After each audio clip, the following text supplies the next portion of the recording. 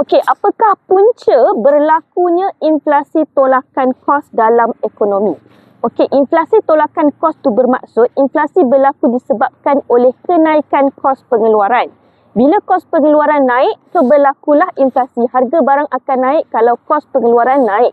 So, apa punca? Punca ni mestilah kenaikan kos pengeluaran kan? Yang mana satu berkaitan dengan kenaikan kos pengeluaran. Yang pertama, kenaikan harga saham.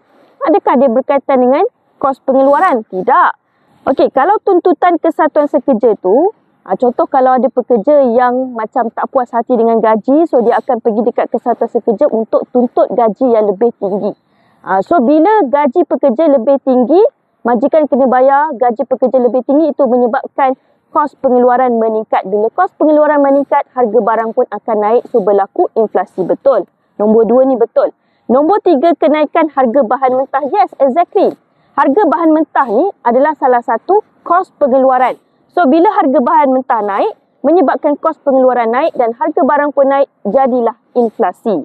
Okey, nombor 4, kenaikan pendapatan boleh guna pengguna. Oh tidak, ini bukan punca berlaku inflasi. Kalau yang ni, punca yang menyebabkan berlaku inflasi tarikan permintaan. Okey, so jawapan dia adalah 2 dan 3C.